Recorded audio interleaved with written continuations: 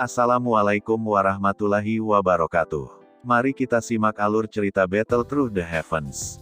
Mohon dukungannya untuk like, komen, dan subscribe. Terima kasih sebelumnya, semoga Allah membalas kebaikan semuanya. Dan semoga hari ini semuanya diberikan kesehatan dan kesuksesan. Monggo disimak.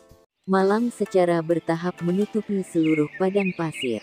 Bulan tergantung seperti piring perak tinggi di langit yang jauh, menyebarkan cahaya bulan yang sejuk di atas tanah.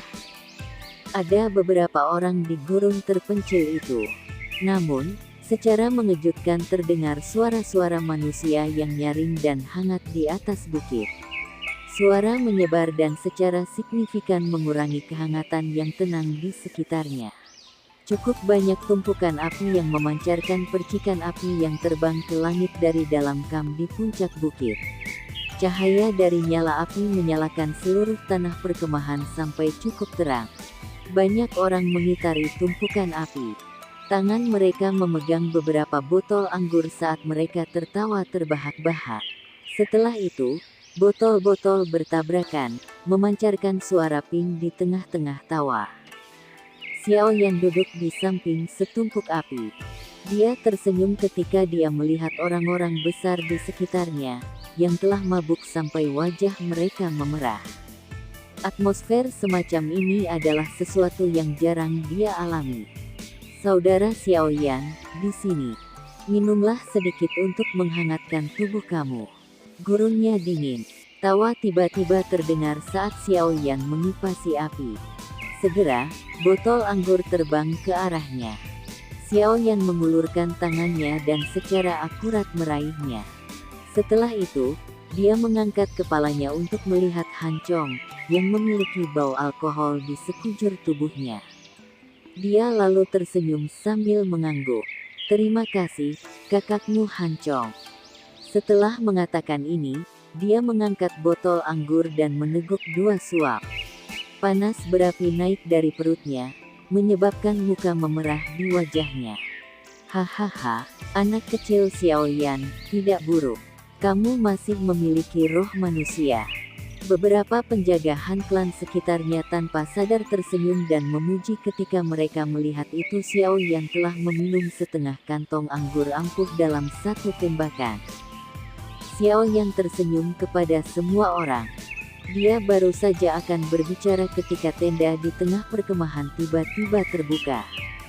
Sesosok yang tampak sangat memikat di bawah sinar bulan segera muncul di depan tatapan semua orang. Sosok itu adalah Han Sui. Pada saat ini, Han Sui tampaknya baru saja mandi. Oleh karena itu, rambut hitamnya yang halus membawa kelembapan ketika melayang ke bawah. Pada saat ini, dia tampaknya memiliki pesona tambahan seorang wanita. Hal ini menyebabkan cukup banyak penjaga klan Han yang lebih muda memiliki detak jantung lebih cepat saat melihatnya. Han Sui keluar dari tendanya. Tatapannya secara acak melirik 1 kali. Setelah itu, dia duduk di samping api tidak jauh dari kelompok Xiao Yan. Dia mengeluarkan belati dan mengambil sepotong daging panggang dari rak api sebelum perlahan memasukkannya ke mulut kecilnya. Keanggunan dari mengunyah lambat tampaknya tidak sesuai dengan lingkungan mengunyah kasar sekitarnya. Namun, harus dikatakan itu Han Sui saat ini sangat cantik dan bergerak. Suara-suara Han Chong dan yang lainnya tanpa sadar ditekan setelah Han Sui keluar. Lelucon kotor mereka juga dengan cepat ditelan ke dalam perut mereka. Xiao Yan menoleh dan melihat Han Sui yang tampaknya memiliki delikatenes milik seorang wanita di bawah cahaya api yang bercampur dengan dingin yang keras dari siang hari. "Hihi, kenapa? Apakah kamu pernah dipukuli oleh Xiao Jie, wanita muda?" Han Chong di samping tiba-tiba bergegas ke depan sementara Xiao Yan berfokus pada Han Sui dan dengan lembut menggoda. Senyum hangat di wajahnya menyebabkan pria yang kuat ini tampak agak tidak berarti pada saat ini. Tentu saja, semuanya laki-laki. Oleh karena itu, tidak perlu menyembunyikan kata-kata ini. Xiao Yan terkejut ketika mendengar ini. Dia segera tertawa dan menggelengkan kepalanya. Tidak perlu merasa malu. Siapa yang lebih muda dari 30 di unit penjaga ini yang mampu melarikan diri dari pesona Xiao Jie? Namun, mereka semua mengerti itu. Mereka hanya dapat memikirkan hal-hal seperti itu di dalam hati mereka. Xiao Jie sudah menjadi elit Do Wang di usia yang sangat muda. Bakatnya yang luar biasa hanya dilampaui oleh Elder Ratu Muda di seluruh klan Han. Dengan status dan posisi kami sebagai penjaga, itu sedikit berbeda dari upaya untuk mendapatkan sesuatu yang jauh melampaui kami. Han Chong menepuk dada Xiao Yan dan menghela nafas.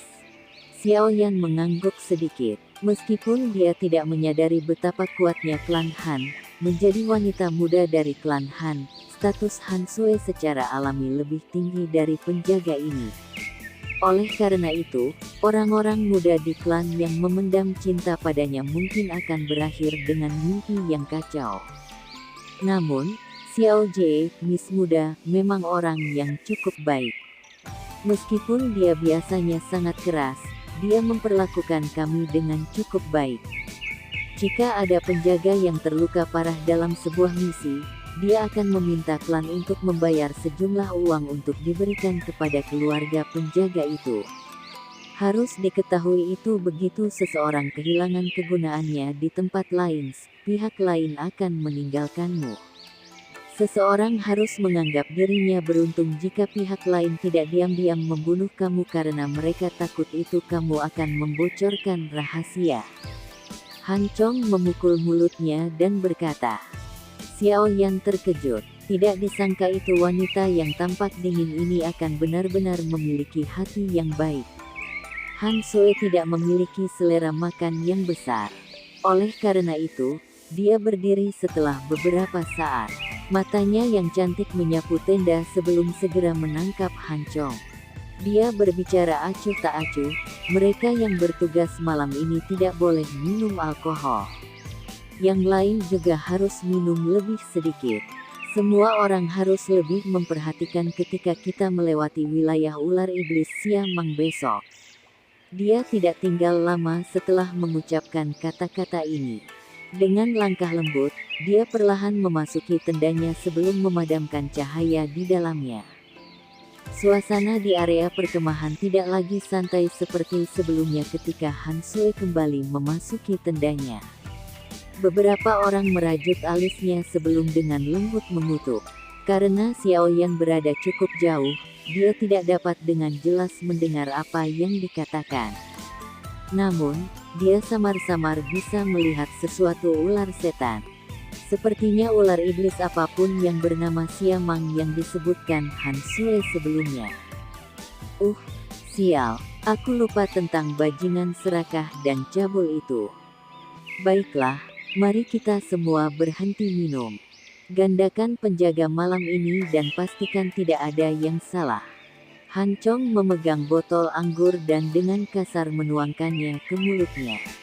Setelah itu, dia melemparkan botol anggur ke samping, berdiri, dan berbicara dengan suara yang dalam.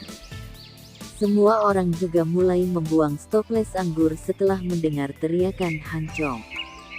Setelah itu, mereka menyebar dan memperkuat pertahanan dan patroli di perkemahan.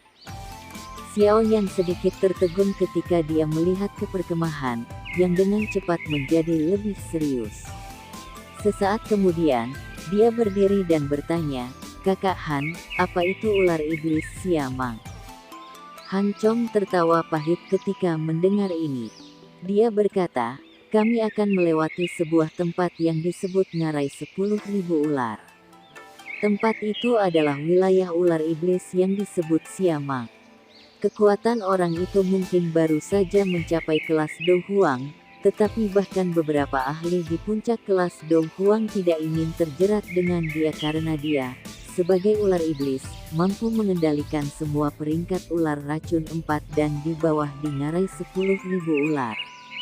Oleh karena itu, ia telah menduduki tempat itu selama bertahun-tahun. Satu harus membayar tol mahal jika seseorang ingin berhasil melewatinya. Siapapun yang menolak akan mengalami kesulitan meninggalkan ngarai 10.000 ular hidup.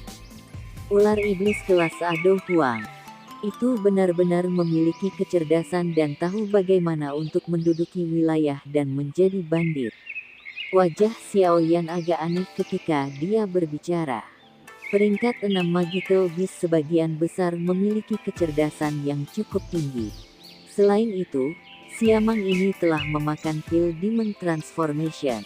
Oleh karena itu, ia bisa lolos dari bentuk ular. Kecerdasannya juga lebih tinggi dari peringkat 6 sihir ajaib lainnya. Kata Han Chong. Pil transformasi iblis. Pil obat ini benar-benar dapat memungkinkan binatang ajaib untuk mengubah tubuhnya. Aku ingat itu hanya pil transformasi tubuh yang memiliki efek seperti itu dan itu adalah pil obat tingkat 7. Xiaoyan berbicara dengan sikap tercengang. Pil transformasi iblis hanyalah pil obat tingkat 6. Efeknya memang mirip dengan pil transformasi tubuh. Namun, itu hanya memungkinkan transformasi parsial dan efeknya jauh lebih rendah daripada pil tubuh transformasi. Seperti pil obat yang paling dicari di beberapa klan Magical Beast. Han Chong menjelaskan. Xiaoyan hanya menghela nafas lega setelah mendengar ini. Dia tidak mengerti kekhawatiran Han Sui dan yang lainnya. Setelah semua, yang terkuat dalam konvoi mereka adalah Han Sui, dan dia hanya memiliki kekuatan seorang doang. Dia tidak diragukan jauh lebih rendah jika dibandingkan dengan Siamang. Semoga orang ini tidak akan meminta uang banyak besok. Saudara Xiaoyan, kamu harus pergi dan istirahat dulu. Aku masih harus memerintahkan yang lain untuk memperkuat pertahanan kami dan membuat persiapan yang tepat. Han Chong menghela nafas. Segera, dia menepuk bahu Xiaoyan, berbalik, dan berjalan menuju sebuah tenda. Xiaoyan melihat ke perkemahan, yang menjadi lebih tenang. Dia hanya bisa tak berdaya menggelengkan kepalanya. Dia berbalik dan kembali ke tendanya sendiri. Namun, Xiaoyan tidak segera tidur setelah kembali ke tenda. Sebagai gantinya, ia mengeluarkan sebotol cairan obat, yang ia gunakan saat berlatih di dunia magma saat itu dari storage room-nya. Setelah itu, dia mengaplikasikannya ke seluruh tubuhnya. Perasaan dingin seperti itu menyebabkan rasa sakit yang menusuk di dalam tubuhnya akan sangat berkurang. Selain itu, Xiaoyan mampu merasakan benang energi hangat mengikuti kulitnya dan perlahan menyatu ke dalam tubuhnya. Setelah beberapa hari lagi, luka yang aku terima akan meningkat secara bertahap. Pada saat itu, tubuh aku akan dapat mengakomodasi masuknya beberapa doki. Xiaoyan merasakan perubahan di dalam tubuhnya dan ekspresinya juga rileks. Dia menaruh pakaian linen di tubuhnya. Setelah itu, dia duduk bersila dan memasuki kondisi latihan, dengan hati-hati menyerap energi alami untuk memperbaiki tubuhnya yang terluka. Keesokan harinya, Xiaoyan membuka matanya ketika beberapa suara terdengar di dalam perkemahan. Dia mengepalkan tinjunya, merasakan rasa sakit yang melemah di dalam tubuhnya, dan tanpa sadar tersenyum.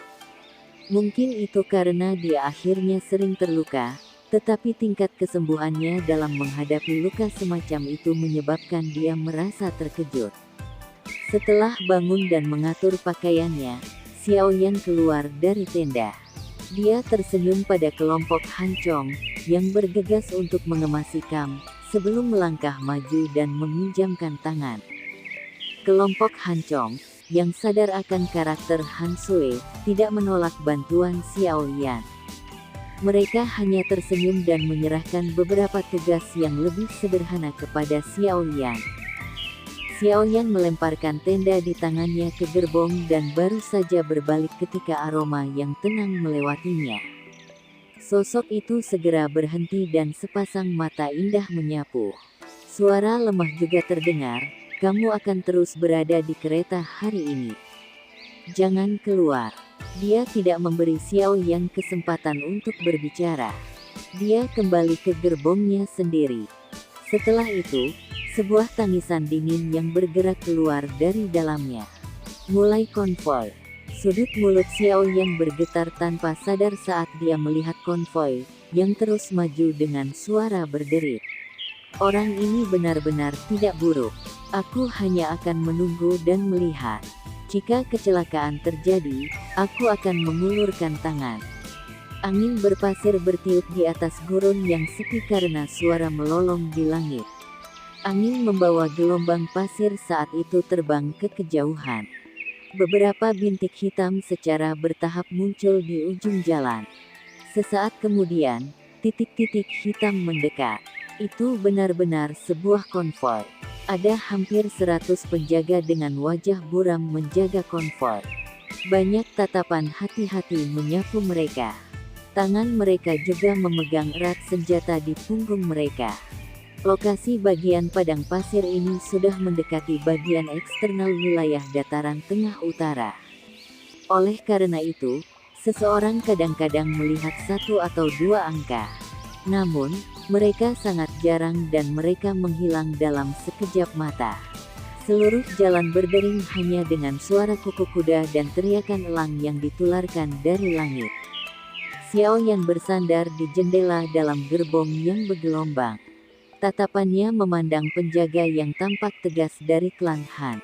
Suasana hari ini berbeda dari perasaan santai yang biasa. Bahkan Guitu dan beberapa orang lain yang pada dasarnya bercanda setiap hari juga telah menutup mulut mereka. Tangan mereka, yang memegang senjata mereka, mengencang dan rileks berulang kali, mengungkapkan kecemasan di dalam hati mereka. Sepertinya ular iblis apapun, Siamang, memiliki reputasi yang cukup hebat di sini. Dia benar-benar dapat menyebabkan orang-orang ini menjadi sangat cemas.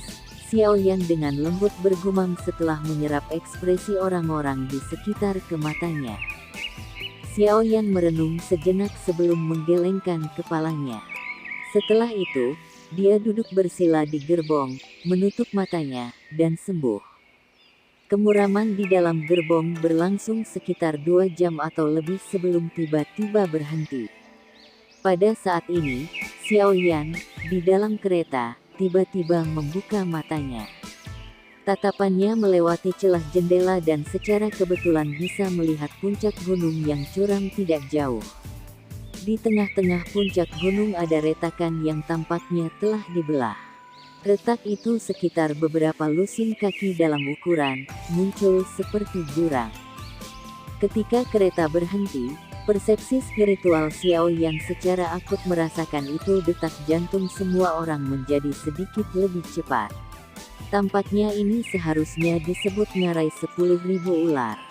Semua orang, hati-hati, kita memasuki area Tentousan Gorge. Guitu memimpin beberapa orang untuk menyebarkan bubuk penolak ular di sepanjang jalan. Ular di dalamnya adalah mata Siamang. Selama mereka tidak terganggu, kita harus bisa melewatinya dengan lancar. Selain itu, bahkan jika kita ditemukan, jangan menyerang tanpa perintah. Mereka yang tidak taat akan dihukum sesuai dengan aturan klan. Tangisan tegas Han Chong tiba-tiba terdengar dari luar kereta sementara Xiao yang tenggelam dalam pikirannya. Ya Pak, tanggapan diikuti setelah teriakan Han Chong terdengar. Ayo pergi. Ekspresi Han Chong serius ketika dia mengangguk. Dia segera melambaikan tangannya dan memerintahkan dengan suara yang dalam. Konvoi mulai bergerak sekali lagi atas perintah Han Chong. Setelah itu, perlahan maju menuju pegunungan curam. Kakak Xiao Yan, jika ada yang terjadi nanti, aku ingin meminta sesuatu darimu. Cobalah yang terbaik untuk membawa Xiao Jie pergi. Suara rendah tiba-tiba terdengar dari luar sementara Xiao Yan bersandar di jendela kereta. Dia tanpa sadar terkejut. Dengan memutar kepalanya, dia melihat itu orang itu adalah Han Chong. Tidak ada yang harus terjadi. Itu Siamang hanya menginginkan biaya tol.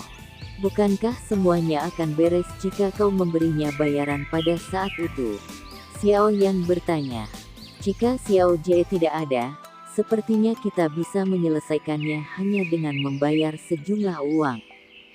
Namun, si brengsek itu tidak hanya serakah, tetapi juga seperti binatang buas ketika bertemu dengan wanita cantik. Oleh karena itu, jika ada kecelakaan yang terjadi pada waktu itu, masih ada jarak yang sangat jauh ke kota Tianbei dari sini.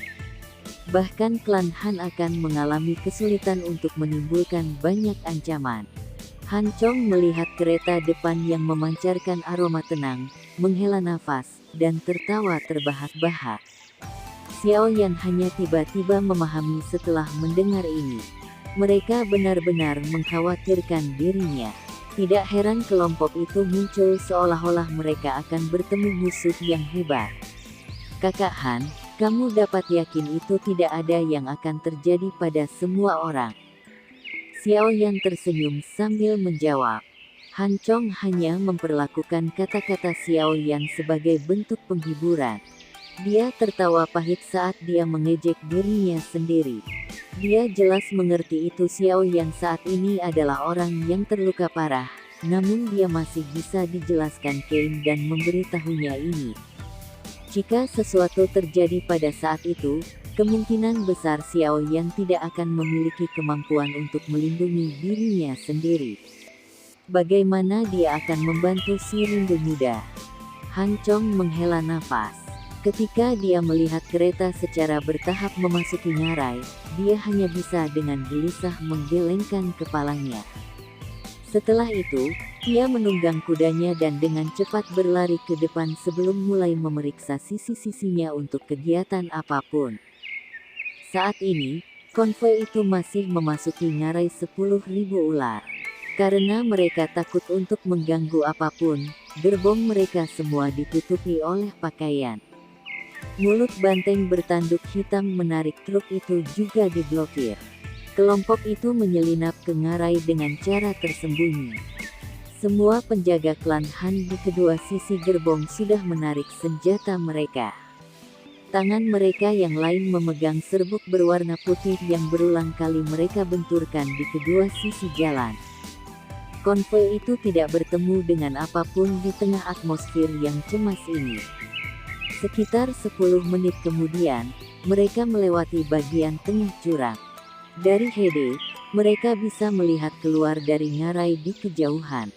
Hampir semua orang diam-diam menghela nafas lega di hati mereka ketika mereka melihat ini. Sementara semua orang santai, Xiao Yan di dalam kereta perlahan membuka matanya.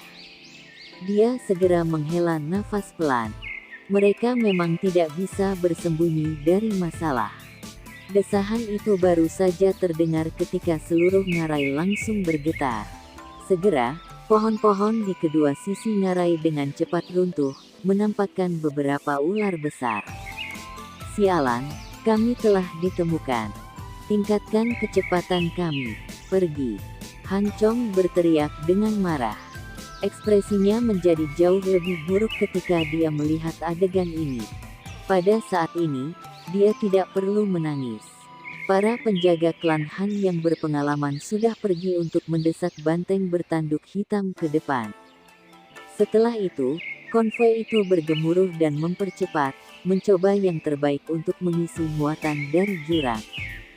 Blar. Ketika konvoi itu masih sekitar kurang dari 100 meter dari pintu keluar ngarai, banyak tokoh besar tiba-tiba bergegas dari kedua sisi ngarai. Akhirnya, mereka menutup seluruh jalan. Mulut mereka yang buas dan luar biasa memancarkan lidah ular yang berisi bau dengan suara cici. Mata ular gelap dan dingin terkunci ke semua orang di konvoi. Sialan. Jantung Han Chong langsung tenggelam saat melihat jumlah ular besar yang tak terhitung jumlahnya menghalangi jalan mereka. Meskipun ular besar ini hanya peringkat 3 Magical Beast, tubuh mereka sangat besar. Dengan hanya beberapa lusin dari mereka, mereka dapat memblokir seluruh jalan sampai tidak ada celah sedikit pun yang tersisa. Gelombang suara gemerisik ditularkan dari semak-semak di sekitarnya setelah jalan diblokir. Dengan segera, Ular-ular racun yang sangat besar dan kecil, beragam berwarna keluar dengan cara yang padat. Akhirnya, mereka mengepung seluruh konvoi. Cek-cek, sekelompok orang bodoh sebenarnya berpikir untuk menyelinap melewati siatua yang besar ini. Tawa aneh tiba-tiba terdengar dari langit setelah lingkaran itu mulai terbentuk. Dengan segera, sosok hitam hijau dengan cepat terbang turun dari puncak jurang. Dalam waktu nafas, dia muncul di langit di atas konvoi. Sosok yang baru saja muncul di langit di atas konvoi itu cukup aneh. Tubuh manusia dan anggota tubuhnya ditutupi dengan sisik-sisik hitam hijau yang padat. Tempat di mana kepalanya seharusnya berada memiliki kepala ular yang buas. Mata kecilnya berisi kedinginan dan kekejaman yang gelap saat mereka menatap orang-orang di bawah. Selain itu, di belakang setengah manusia ular setengah setan ini adalah sepasang sayap doki hitam hijau, yang membawa liar yang kuat yang menyapu jurang saat mereka mengepakkan sayap. Ekspresi kelompok Hancong segera berubah menjadi putih pucat ketika mereka melihat sosok hitam hijau yang muncul. Suara mereka sedikit gemetar. Setan ular, Siamang. Siamang menatap konvoi dari atas. Dia tiba-tiba tertawa ketika dia berkata dengan santai, "Kalian semua harus tahu aturan kakek ini, bukan?" Wajah Hancong sedikit bergetar. Dia segera keluar dari konvoi, mengambil kartu kristal dan dengan hormat berkata, "Tentu saja kita tahu tentang hal itu. Komandan Siamang, kita adalah konvoi dari klan Han di kota Tianbei. Ini adalah hadiah kecil yang aku harap Pak Komandan akan menerima." Siamang mengulurkan tangannya. Sebuah kekuatan hisap tanpa basa-basi menarik kartu kristal di tangan Hancong. Dia meliriknya sebelum membuka mulutnya dan tertawa, "Tidak buruk. Sepertinya kalian semua masih memiliki ketulusan." Wajah Hancong bersukacita sedikit setelah mendengar ini. Dia dengan hati-hati berkata, "Dalam hal itu, dapatkah Komandan Pak mengizinkan konvoi kita lewat?" "Ini wajar saja." Siamang tersenyum aneh. Lidahnya menjilat sudut mulutnya sebelum jarinya tiba-tiba menunjuk kereta di mana Han Sui berada. Dia tersenyum lirih dan berkata, "Namun, tinggalkan dia dulu." Ekspresi semua orang di konvoi tiba-tiba berubah.